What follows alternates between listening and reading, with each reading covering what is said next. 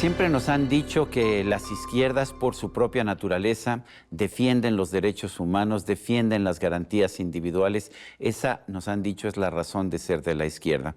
Sin embargo, tengo conmigo un libro que se llama Las izquierdas, derechos humanos o tiranía, que sugiere que no necesariamente las izquierdas, o por lo menos no todas las izquierdas, han defendido los derechos humanos.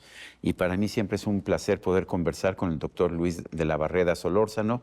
Fue el primer presidente de la Comisión de Derechos Humanos del Distrito Federal, presidente fundador.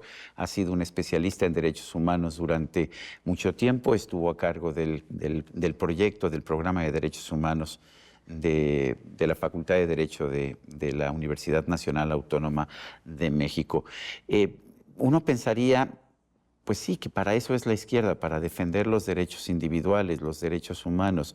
Pero vemos aquí, y aquí narras en la parte histórica, pues el caso de la Unión Soviética, el caso de China, la China de Mao Zedong, pero también mencionas casos relativamente recientes, el caso de Venezuela, el caso de Nicaragua. ¿Por qué regímenes que se dicen de izquierda violan los derechos humanos, pero además de una forma realmente impresionante? Lo primero que me llama la atención es que la izquierda proclama una superioridad moral sobre las demás fuerzas políticas, y eso se debe al objetivo que en el discurso persigue: la abolición de la explotación del hombre por el hombre, la abolición de la pobreza, la creación del hombre nuevo, libre de todos los vicios de las sociedades presocialistas. Parecen objetivos muy bonitos, ¿no? Sí, ¿no? Pero ese paraíso que promete, en la realidad, cuando ha tomado el poder la izquierda revolucionaria y la izquierda populista... Que hay que distinguir de una izquierda democrática que existe en muchos países del mundo, particularmente de Europa Occidental. A mí me parece muy respetable la izquierda socialdemócrata, que cree en la democracia, que no está peleada con el capitalismo. Al contrario, que dice el capitalismo es un instrumento que nos sirve para darle mayor prosperidad a la gente. Así es. Pero la izquierda revolucionaria y la izquierda populista prometen un paraíso, y lo que han erigido son verdaderos infiernos. Llama mucho la atención que se habla mucho, con toda razón, de los horrores del Holocausto nazi. Pero en la Revolución Soviética hubo más millones de muertos que en el Holocausto nazi, y en la Revolución China hubo más millones de muertos que en la Revolución Soviética. Y muchas veces eso se calla.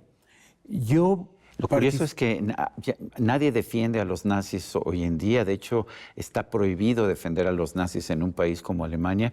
Y sin embargo, es perfectamente legal, legítimo, y lo encuentras por todos lados, una defensa del comunismo de Stalin y del comunismo de Mao Zedong. Así es.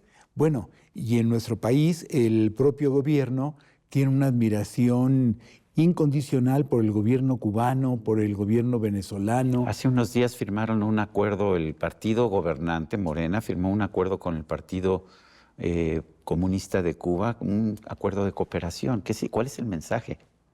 Pues el mensaje me parece que no puede ser otro que la admiración que este gobierno lamentablemente le tiene a esos regímenes. Recordemos que López Obrador le entregó el águila azteca al dictador cubano. A Miguel Díaz-Canel, sí. A Díaz-Canel. Y recordemos que vinieron médicos cubanos, que son médicos esclavos, a trabajar o a adoctrinar en México. ¿Cómo es posible que el gobierno mexicano tenga simpatía por un régimen que encarcela a quienes salen a manifestarse pacíficamente y los condena a decenas de años de prisión? 20 y 30 años de prisión. 20 años de prisión. Por el delito de protestar. Por el delito de protestar. Eso es verdaderamente terrible. Ahora, yo debo suponer que México debe ser distinto, porque el expresidente López Obrador y la presidenta Claudia Sheinbaum lo ha repetido constantemente, que en México gozamos de un humanismo mexicano. Ya no hay violaciones a los derechos humanos, eran cosas de los gobiernos neoliberales del pasado. Hay violaciones terribles a los derechos humanos, hay una violación gravísima al derecho humano a la salud, se destruyó el sistema de salud, se actuó con verdadera negligencia y hasta con crueldad, diría yo, durante la pandemia de COVID-19. Me acuerdo que cuando tú eras presidente de la Comisión de Derechos Humanos del Distrito Federal, tenías una interpretación de los derechos humanos que era muy amplia, no era nada más es que detuvieron ilegalmente a esta persona, no, es que las instituciones tenían que cumplir con sus funciones, incluso las de salud. Me acuerdo alguna vez que discutimos sobre ese tema hace muchos años. El derecho a la salud, el derecho a la educación, el derecho a un medio ambiente sano, el derecho de manifestación de las ideas, que no solamente es no censurar, sino no agredir, no censurar, no tomar represalias contra los periodistas críticos, contra los académicos críticos. Bueno, el gobierno López Obrador y algunos de sus funcionarios claramente difundieron información financiera privada de algunos colegas periodistas. ¿Qué opinas de eso? Una violación al derecho a la protección de datos personales. López Obrador dio el teléfono privado de una periodista del New York Times. Eso fue como represalia.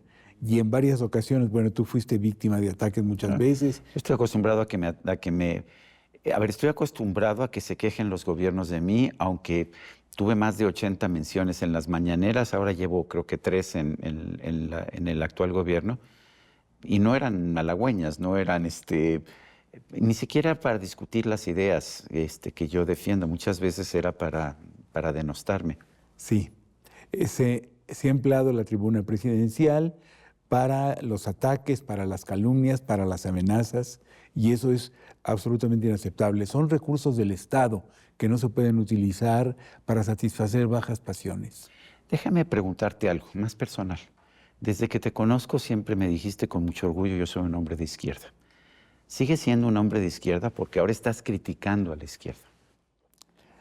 Cuando yo era estudiante de la Facultad de Derecho, teníamos una maestra espléndida, una gran maestra y además una mujer muy guapa y muy simpática, la maestra Beatriz Bernal de Derecho Romano, que había peleado con Fidel Castro en la Sierra Maestra y tomó el poder junto con Fidel Castro. Cuando vio que en Cuba se instauraba una dictadura, abandonó el país. Los alumnos, sus alumnos del grupo de Derecho Romano, le llamábamos reaccionaria. Muchos años después le invité a cenar a la casa y le pedí una disculpa. Y me dijo, bueno, eran muchachos, le contesté, pero ser joven no es una excusa para la estupidez. Claro. Éramos estúpidos. Bueno, recuerdo el caso de Gioconda Belli, de la escritora nicaragüense, que participó en las luchas del Frente Sandinista de Liberación Nacional, sacrificó todo en su vida personal y pues después fue perseguida y ahora hasta la han despojado de su nacionalidad. Sí. Sergio Ramírez es otro ejemplo. Sergio Ramírez, Vilma Núñez, gente que luchó para derrocar a la tiranía de Somoza y ahora se enfrenta a una tiranía quizá más cruel que la de Somoza. No me contestaste. ¿Sigue siendo un hombre de izquierda? Creo en la socialdemocracia. Entonces, me gustaba mucho lo que decía Luis González de Alba cuando le decían, y tú eres de izquierda, y decía, bueno, si la izquierda es López Obrador, y es René Bejarano, y es Mario Delgado, y es Ricardo Monreal, estoy en las antípodas de esa izquierda. Yo también me considero en las antípodas de esa izquierda. Y Luis González de Alba estuvo en la cárcel precisamente por el movimiento de 68. Por el movimiento de 68. Pero siempre fue un crítico de gran honestidad, que no se ahorró críticas a esta descomposición ética, política y jurídica de la izquierda. Yo me considero de izquierda socialdemócrata. De la otra izquierda, de la izquierda revolucionaria, de la izquierda populista, tengo la peor idea. O sea, crees en la democracia. ¿Y piensas que con la reforma judicial, tú eres abogado, México es ahora el país más democrático del mundo? Con la reforma judicial, como recientemente lo dijo con toda certeza el expresidente Ernesto Zedillo, se está asesinando la democracia, porque no hay democracia sin auténtica división de poderes. Y con esto se está capturando al Poder Judicial, se le está poniendo a servicio del Poder Ejecutivo, con eso se está asesinando la democracia y se está asesinando también a un poder que con muchos defectos, es cierto, pero que en buena parte de sus miembros ha sido un poder profesional, un poder conocedor, un poder imparcial, un poder objetivo. Y ahora vamos a tener jueces sin esa preparación, sin esa independencia y sometidos a un tribunal verdaderamente inquisitorial, el Tribunal de Disciplina Judicial, que puede despedir incluso y denunciar penalmente a un juzgador por sus decisiones. ¿Qué opinas de la actual Comisión Nacional de Derechos Humanos? Y te lo digo sabiendo, bueno, por lo menos en mi caso, que hemos tenido buenos titulares de la comisión y hemos tenido malos titulares. ¿Qué opinas de cómo se desempeña ahora la Comisión Nacional de los Derechos Humanos? Ha habido buenos presidentes de la Comisión Nacional de Derechos Humanos y malos presidentes. Ha habido buenos presidentes y malos presidentes de las comisiones locales, de las comisiones de las entidades federativas.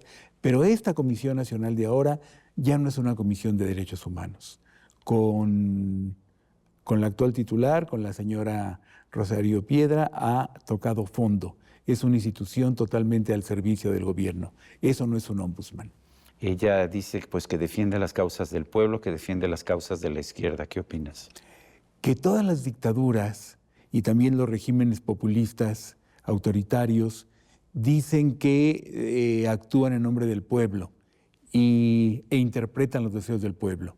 Una mujer que no dijo nada cuando se dejaba que los niños con cáncer murieran por falta de medicamentos, cuando no se dio vacuna prioritaria a los médicos del sector privado durante la pandemia. Se les discriminó abiertamente. Que no dijo nada ante los ataques al INE, que no dice nada, o que aplaude más bien la destrucción del Poder Judicial, pues no es una defensora de derechos humanos. ¿Hacia dónde ves el futuro? ¿Hacia dónde vamos en derechos humanos en México? ¿Qué opinas? Lo veo con mucho pesimismo. Un amigo me dijo cuando llegó López Obrador, yo le dije, bueno, 6 años, pues van a ser 6 años terribles, pero bueno, 6 años. Y me dijo, no, estos llegan para quedarse. Y bueno, han capturado al INE, han capturado al Tribunal Electoral, han capturado al Poder Legislativo, van a capturar al Poder Judicial. Veo un horizonte sombrío.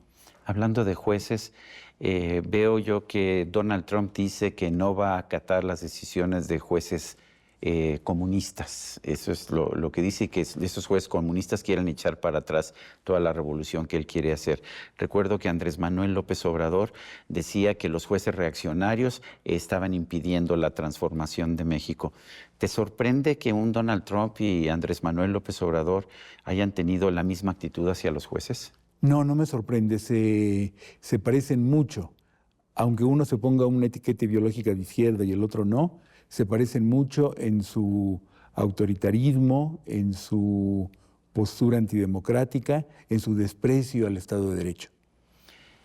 Bueno, pues yo quiero agradecerte, Luis de la Barreda Solórzano, el invitarnos a leer este libro, Las izquierdas, derechos humanos o tiranía. Debo decirte que me gusta mucho este libro, que va desde el inicio de la izquierda ya en la Asamblea Nacional, en la Asamblea Francesa, en la Asamblea Nacional de la Revolución Francesa, que nos lleva de la mano por la historia del comunismo en la Unión Soviética, en China, y después nos aterriza también con las violaciones de derechos humanos que estamos viviendo en nuestro país. Gracias por escribirnos e invitarnos a leer este libro. Y a usted, amigo, que al vernos y escucharnos hace posible este programa, se lo agradezco también. Esto es todo por hoy, pero no se le olvide. Nos vemos la próxima.